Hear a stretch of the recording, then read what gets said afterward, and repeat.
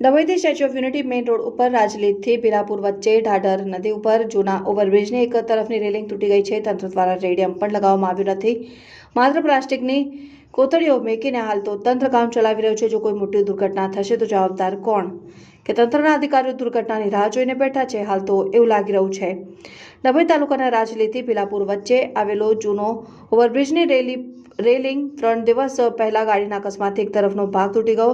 છેલ્લા 3 દિવસથી તૂટી ગયેલા ભાગ ઉપર પ્લાસ્ટિકની કોઠીઓ મેકીને તંત્ર ચલાવી રહ્યું છે। સ્ટેચ્યુ ઓફ યુનિટીનો મેઇન રસ્તો હોય, આનાથી અવરજવર રોજના હજારો વાહનો હોય, બહારદારી વાહનો પસાર થતા હોય, જેને લઈને વહેલી તકે જૂના ઓવરબ્રિજની તૂટેલી રેલિંગ વહેલી તકે બનાવવા માટે સ્ટેટ હાઈવેના અધિકારીઓએ વાહન ચાલકો દ્વારા માંગ કરવામાં આવી છે। બ્રિજ 20 ફૂટ ઊંડો હોય, જો કોઈ મોટું નુકસાન અકસ્માત થશે તો જવાબદાર કોણ?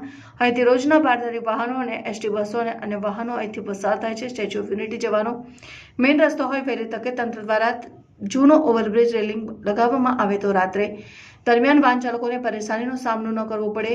વાહન ચાલક હોય, ઓવરબ્રિજ અકસ્માત ન થઈ શકે અને રેલિંગ પાસે રેડિયમ બોર્ડ પણ લગાવવામાં આવ્યું નથી। જો બ્રિજ ઉપર 2 વાહન ઓવરટેક કરવા જાય તો નીચે નદીમાં ખાબકી જાય તેવી વાહન ચાલકોમાં સંભાવના છે।